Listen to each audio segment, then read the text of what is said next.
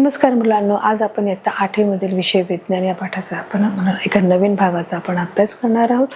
आपल्या ज्या पाठाचं नाव आहे पेशी व पेशी अंगिके म्हणजे काय आपण पाहणार आहोत। मुलांनो, या प्रस्तावनेच्या माध्यमातून पाहणार की पेशी व पेशीतील असणारे जे पेशीचे उपघटक आहेत ते कोणत्या प्रकारचे, याचा विशिष्ट प्रकारे आपण अभ्यास करणार आहोत। पेशी व पेशी अंगिके बघा इथे दिले आहे, प्रस्तावनामधून दिले की आपण या पाठामध्ये पेशी व पेशीत असणारे विशिष्ट कार्य करणारे पेशीचे जे उपघटक आहेत म्हणजेच पेशी अंगिके याचा आपण अभ्यास करणार की आपले जे सेल्स आहेत, आपले जे बॉडी पार्ट्स आहेत जे आपल्याला दिसतात की बाहेरचे हात पाय नाक कान की हे कशा प्रकारे कार्य करते आपण हे पाहू शकतो, परंतु आपल्या शरीरामध्ये असलेले जे सेल्स आहेत, ज्या पेशी आहेत त्या कोणत्या आणि कशा प्रकारे कार्य करतात की त्या आपल्या असलेल्या शरीरातील जे बॉडीमध्ये असणारे जे सेल्स आहेत त्यांना देखील ही वेगवेगळी नावं दिली गेली। तर मग त्यांची जी कार्य आहेत मुलांनो ती देखील ही वेगवेगळ्या प्रकारची आहेत। मग ती कोणत्या प्रकारची आहे ते देखील आपण त्याचा स्पष्टीकरणाच्या माध्यमातून समजून घेण्याचा प्रयत्न करणार आहोत। पेशी व पेशी अंगिके बघा सुरुवात करणार आहोत आपण स्पष्टीकरणाच्या माध्यमातून। इथे दिले आहे बघा की सजीवाची रचनात्मक व कार्यात्मक एकच म्हणजे पेशी होय। बघा इथे दिले एकक काय आहे की सजीवाची रचनात्मक व कार्यात्मक की जी रचना केलेली आहे त्याची रचनात्मक व कार्यात्मक ही एकक म्हणजेच काय आहे, पेशी आहे की जे शरीर आहे जे सजीवाचं म्हणजे जे मनुष्य आहे त्या मनुष्याच्या शरीरामध्ये की जे बाह्य स्वरूप जे दिसत आहे की जे बाह्य ऑर्गन्स आहेत हात पाय ना की जे आतले जे ऑर्गन्स आहेत त्याच्यामध्ये जे अशा प्रकारचे जे सेल्स असतात मग त्यांना काय म्हटलेलं आहे की सजीवाचे रचनात्मक व कार्यात्मक एकक म्हणजेच पेशी होय। म्हणजे इथे तुम्हाला काय दिले आहे, पेशीची डेफिनेशन दिली आहे, म्हणजेच तुम्हाला व्याख्या दिलेली आहे की सजीवाची रचनात्मक आणि कार्यात्मक। रचना म्हणजे त्याचा जो शेप आहे, कार्यात्मक म्हणजे त्याचं कार्य करण्याचे जे कशा प्रकारे ते काम करते कार्य करते त्याचं जे एकक आहे त्याला आपण काय म्हणत आहोत, पेशी असे म्हणणार आहोत।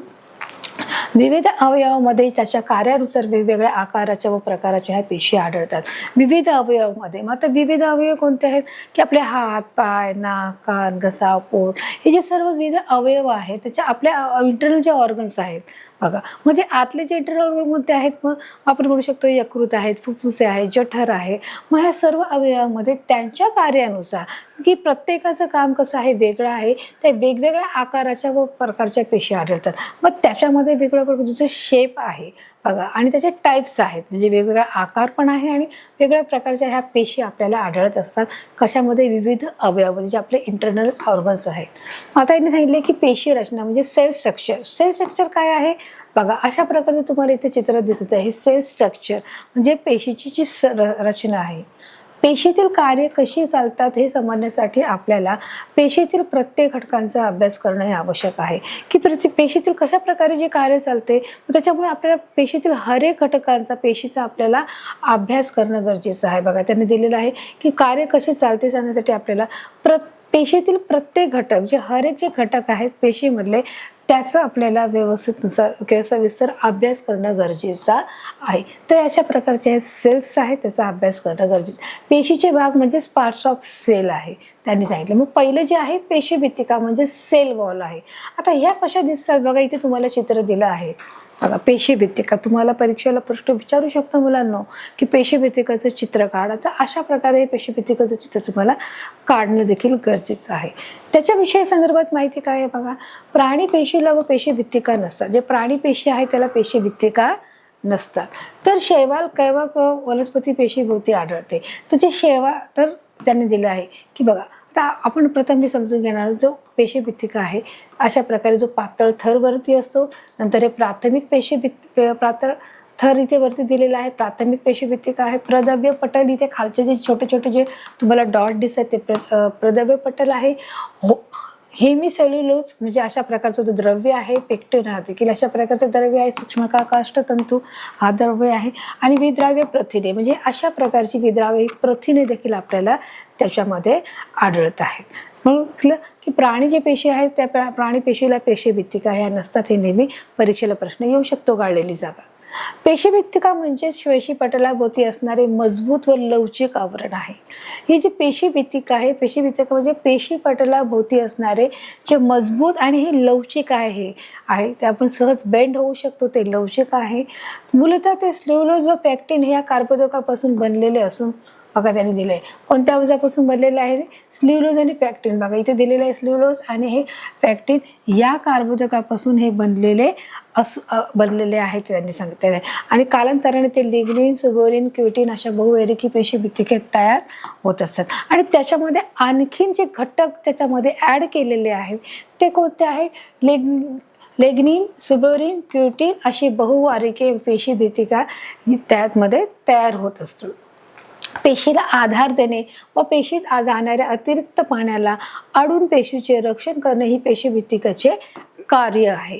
आता हे कोणकोणती कार्य आहेत पेशी भित्तिकाची, की पेशीला आधार द्यायचा आहे. बघा त्यांनी दिलं आहे की ज्या सेल्स आहेत त्या पेशींना सेल्सला आधार द्यायचा आहे, पेशी जाणाऱ्या अतिरिक्त पाण्याला अडून पेशीचे रक्षण करणे, की जे पेशीच्या जे अतिरिक्त पाणी आहे, जे एक्स्ट्राचं पाणी आहे, जास्त पाणी आहे त्या पाण्याला काय करायचं आहे, अडून पेशीचे रक्षण करायचं आहे.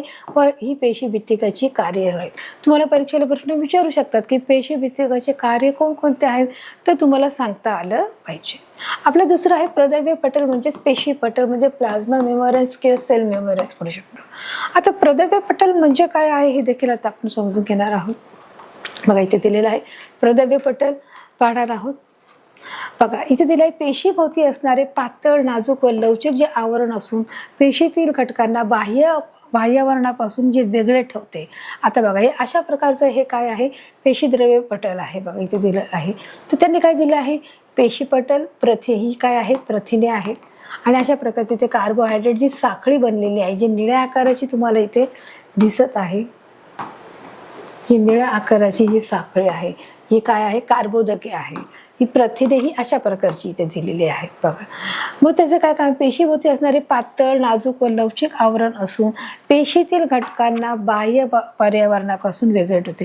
जे पेशीतील घटक आहेत त्या घटकांना बाह्य पर्यावरणापासून, जे बाह्य बाजू आहेत किंवा बाह्य ज्या गोष्टी आहे, बाह्य पर्यावरण आहे त्या सर्व गोष्टीपासून त्यांना सुरक्षित ठेवण्याचं किंवा वेगळं ठेवण्याचं जे काम आहे ते बघायचं प्रदैव्य पटल असं त्याच्यामध्ये दिलेलं आहे. अशा प्रकारे प्रदैव्य पटलाचं आपण बघा कार्य पाहतो ते कसं आहे, पेशीभोवती असणारे हे अशा प्रकारचं जे पातळ व नाजूक व लवचिक आवरण असो त्यातील पेशीतील घटकांना बाह्य पर्यावरणापासून हे वेगळं ठेवण्याचं देखील जे काम आहे ते पेशीद्रव्य पटल हे करत आहे. तर बघा अशा प्रकारे मी तुम्हाला या चित्रातून सांगितलेलं आहे. जे स्पुरल मेदाच्या म्हणजे फोसोफोलिपिड दोन थरामध्ये मिसळलेल्या प्रथिनाची रेणू म्हणजेच प्रदैव्य पटल होय.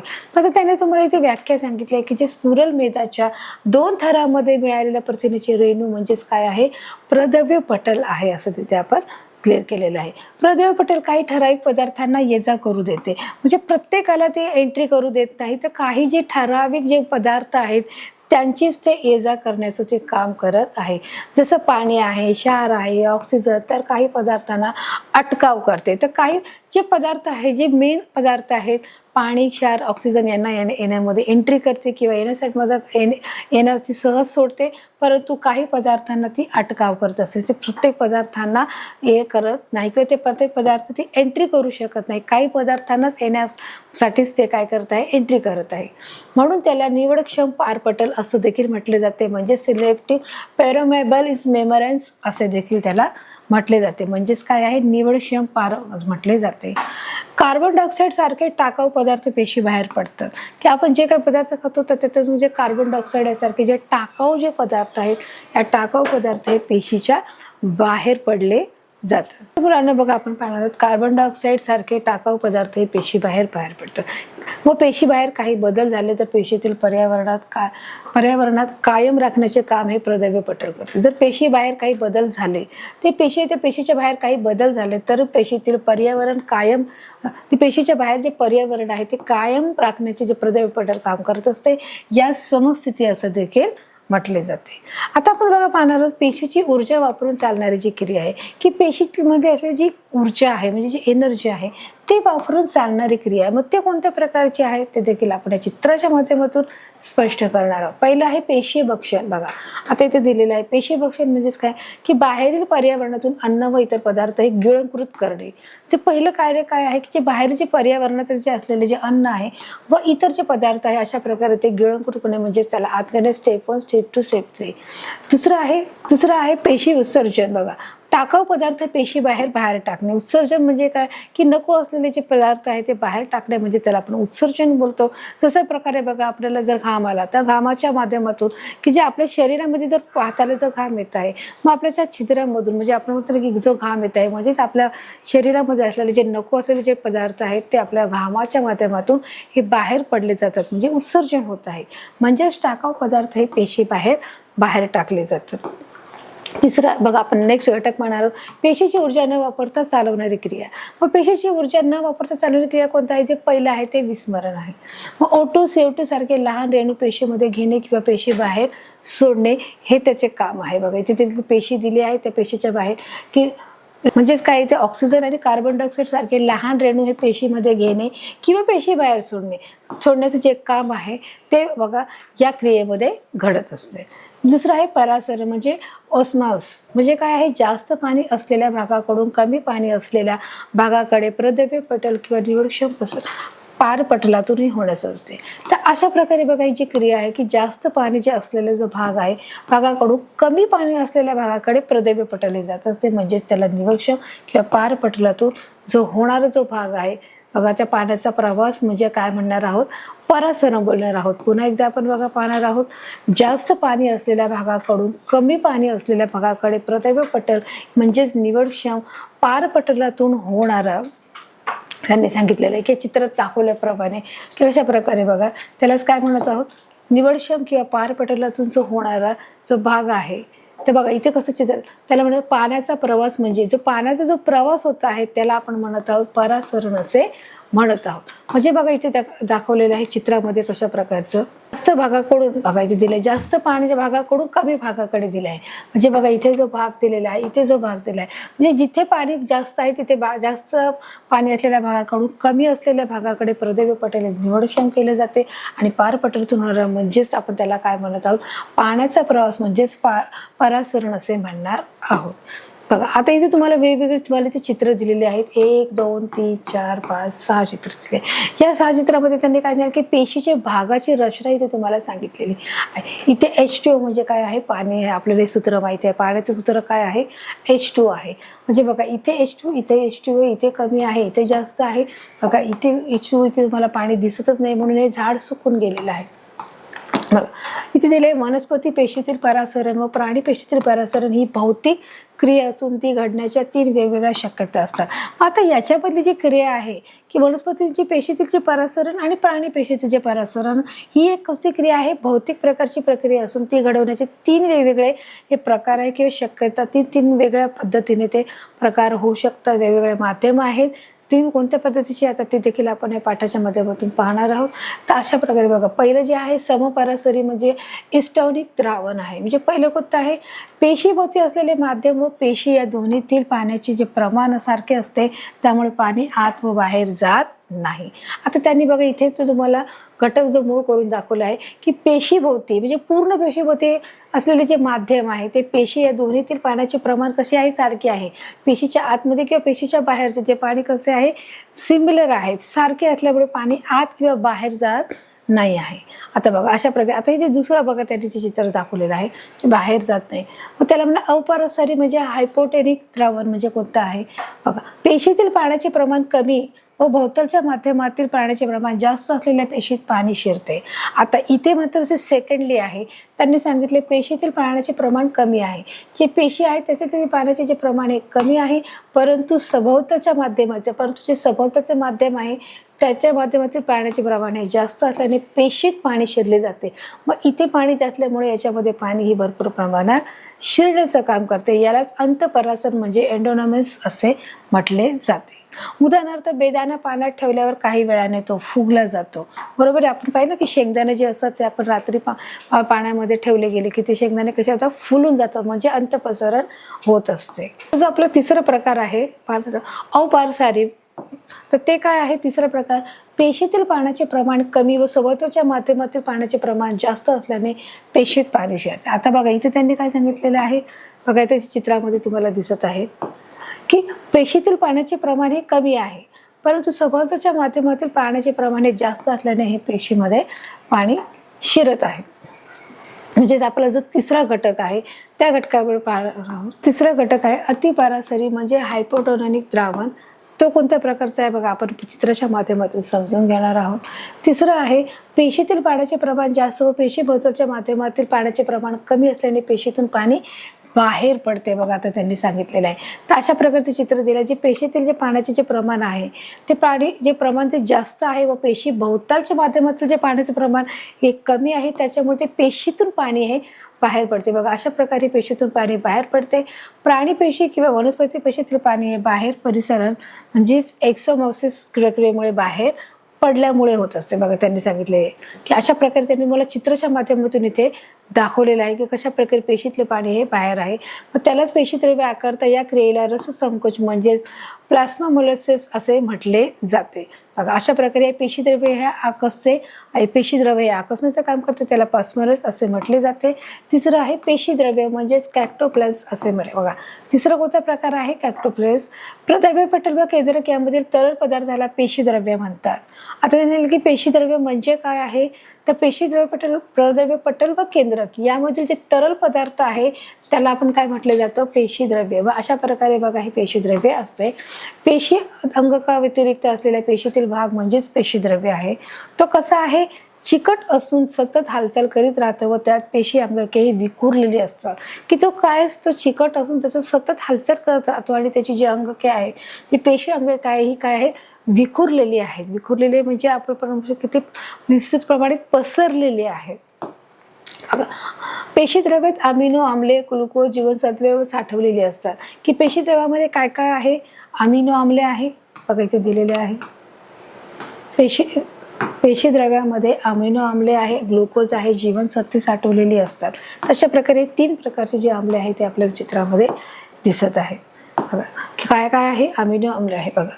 तर वनस्पती पेशीतील पेशीद्रव्यापेक्षा प्राणी पेशीतील पेशीद्रव्य हे अधिक कणयुक्त व दाट असतात. आता त्यांनी बघा इथे एक काय केलं आहे, फरक दाखवलेला आहे. त्यांनी सांगितलं की वनस्पती पेशीमधील जे पेशीद्रव्यापेक्षा प्राणी पेशीतील जे पेशीद्रव्य आहे, जे वनस्पतीमध्ये जे पेशीद्रव्य आहेत त्याच्यापेक्षा जे प्राणी पेशीचे जे पेशीद्रव्य आहेत हे अधिक कसे आहेत, कणयुक्त आहेत आणि ते दाटयुक्त देखील असा हा त्याच्यातील फरक त्यांनी स्पष्ट केलेला आहे.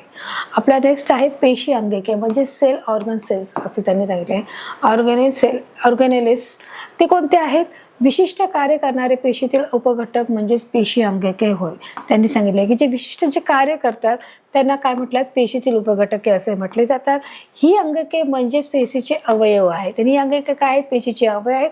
प्रत्येक अंगकाभोवती मेदप्रथिनेयुक्त हे पटल असते. आणि जे प्रत्येक अंगकाभोवती काय आहे, आता हे जे प्रत्येक जे अंग आहे त्या प्रत्येक अंगाभोवती म्हणजे ज्याला काय म्हणू शकतो आपण, जसं कांदा आहे, कांद्याच्या पातेला आपण एक एक आवरण काढलं तर त्याचप्रमाणे इथे त्याने सांगितलं की जी अंगके आहेत म्हणजे प्रत्येक अंगकाभोवती मेदप्रथिनेयुक्त काय आहेत, अशा प्रकारचा आता मध्ये मेदप्रथिनेयुक्त पटल दिलेले आहेत.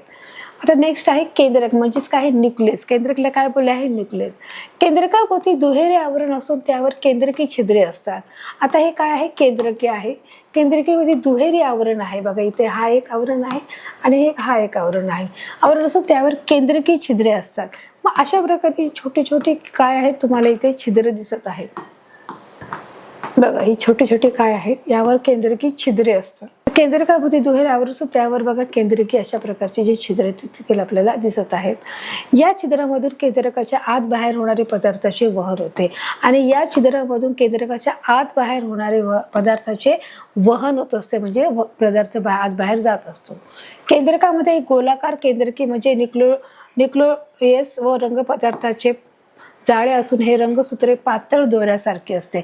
आता या केंद्रकाच्या भोवती देखील एक जांभळ्या रंगाचं तुम्हाला एक रंगसूत्र बघा तुम्हाला इथे दिसत आहे. त्यांनी काय सांगितलं, केंद्रकामध्ये एक गोलाकार केंद्रकीय आहे बघा. इथे गोलाकार केंद्रकीय दिसत आहे, त्यालाच काय बोलले जाते, न्यूक्लियस व रंगसूत्राचे हे जाळे असून हे रंगसूत्रे पातळ दोऱ्यासारखं आहे. कसं आहे, पातळ जो दोरा असतो त्या दोऱ्याच्या आकाराचा अशा पातळ थराचा आपल्याला दिसतो असतो असून पेशी विभाजनाच्या वेळी त्याचे रूपांतर हे गुणसूत्रामध्ये बदलले जाते व हे गुणसूत्रावरील कार्यात्मक घटकांना जनुके असे म्हटले जाते.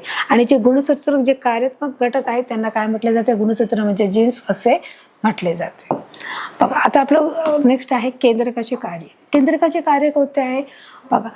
पहिला आहे पेशीच्या सर्व चयापचय क्रिया व पेशी विभाजन यावर नियंत्रण ठेवणे आहे, की पेशीच्या ज्या सर्व ज्या क्रिया आहेत त्या चयापचय क्रियावर, जे आपलं खाऊन झालं ते डायजेस्ट करणे चयापचय क्रिया आहे व पेशी विभाजन कशा प्रकारे पेशीचं डिव्हिजन झालेलं आहे ते विभाजन झालेलं आहे यावर त्यांचं कंट्रोल ठेवणे, नियंत्रण ठेवणे. दुसरं आहे जनुकाद्वारे अनुवंशिक गुणाचे संक्रमण पुढील पिढीकडे करणे, की जेणेकरून काही जे जीन्स आहेत, जे रेणुसूत्र आहे, जे गुणसूत्र आहेत, प्रत्येक माणसाच्या पुढच्या पिढीला ते दिले जात असतात. मग त्याच्यामध्ये तो रंगाचा समावेश असतो, त्याच्यामध्ये बुद्धिमत्तेचा समावेश असतो, की कोणत्या प्रकारचा जो मुलांना तो रंग आहे त्याची बुद्धिमत्ता आहे. तशा प्रकारे जे जनुकाद्वारे अनुवंशिक गुणाचे जे संक्रमण हे पुढच्या पिढीला हे केले जातात. ते पुढच्या पिढीकडे करणे हे देखील त्याचे काम आहे. आता नेक्स्ट आहे जे आपलं आंतरद्रव्य जलिका म्हणजेच एंडोप्लाझ्मिक रेक्टिक्युलम. ते कशा प्रकारचं आहे ते देखील आपण पाहणार आहोत. तरल पदार्थांनी भरलेल्या सूक्ष्म नलिका व पट एकमेकांना जोडले जाऊन बनलेले असतात. बघा आता इथे रायझोबम आणि केंद्रक अशा प्रकारचे बघा तुम्हाला एक चित्र दिसत आहे. त्यांनी काय झालं, जो तरल पदार्थांनी भरलेला जो सूक्ष्म नलिका आहे बघा, अशा प्रकारे ज्या सूक्ष्म ह्या नलिका आहेत व पट एकमेकांना जोडले जाऊन जातात. एकमेकांना काय केले आहे ते जोडले जाऊन बनलेली ते तुम्ही ते पाहू शकता. बनलेल्या जाळ्यासारखी रचना म्हणजेच आंतरद्रव्य जल नलिका आहे. बघा इथे पाहू शकता की अशा प्रकारे याला काय म्हटलं आहे, आंतरद्रव्य जलिका हे आहे. तर एकमेकांसारखे जाळ्यासारखे ते जोडले गेले आहेत, एकमेकांना जोडून ते जाळ्यासारखी त्याची रचना आहे, त्याला काय म्हटले जाते, आंतरद्रव्य जलिका म्हटलेले आहे. आंतरद्रव्य जलिका आतील बाजूने केंद्रकाला तर बाहेरील बाजूने द्रव्य पटलाला जोडलेले आहे. मग हिचं जे कार्य, ही कशा प्रकारची रचना आहे, तर हिची रचना आतल्या बाजूला केंद्रकाला, जो आतल्या बाजू आपण मगाशी केंद्रक पाहिला जो चित्राच्या माध्यमातून त्याला, तर बाहेरील बाजूने जे प्रद्रव्य पटल आहे त्याला हे जोडलेले आहे. म्हणजे एक प्रकारची एक कनेक्टेड आहे आंतरद्रव्य जलिका. समजले मुलांनो? आणि त्याच्यापैकी हे दोघांना काय केलेलं आहे, जोडलेलं आहे, प्रद्रव्य पटल आणि केंद्रकांना. पृष्ठभागावर रायबोझोमसचे जे कण असतील तर तिला खडबडीत आंतरद्रव्य जलिका असे म्हटले जाते. तर बघा इथे देखील जे आंतरचे कण आहेत त्याला देखील बघा इथे काय म्हटलंय, आंतरद्रव्य जल. जिथे आपल्याला खडबडीत जे कण दिसत आहेत त्याला आपण काय म्हणत आहोत बघा, की आंतरद्रव्य नलिका. आंतरद्रव्य जलिकाचे जे कार्य आहे ते कोणत्या प्रकारचे आहे, पेशीला आधार देणारी ही चौकट आहे. अशा प्रकारे पेशीला आधार देण्याचं काम करते, प्रथिनाचे वहन करते. त्याचप्रमाणे अन्न, हवा, पाणी यामार्फत शरीरात आलेल्या विषारी पदार्थांना जलद्रावणीय करून शरीराबाहेर टाकण्याचं जे काम आहे आंतरद्रव्य जलिका हे कार्य करत असते. तर बघा अशा प्रकारे कार्य करण्याचं हे काम करत असते, की जे शरीराबाहेर असणं, जे नको जे आपण अन्नाच्या मार्फत खातो किंवा आपल्या श्वासोच्छ्वास घेण्याच्या मार्फत एखादे नको असलेले पदार्थ किंवा पाणी पिण्याच्या माध्यमातून एखादे पदार्थ जर आपल्या शरीरात गेला तर ते बाहेर टाकणारे विषारी पदार्थांना बाहेर टाकते. मग कशाच्या मार्फत, जलद्रावणी करून, म्हणजे ते बाहेर टाकण्याचं काम, शरीराबाहेर टाकण्याचं काम देखील आंतरद्रव्य जलिका करत असते.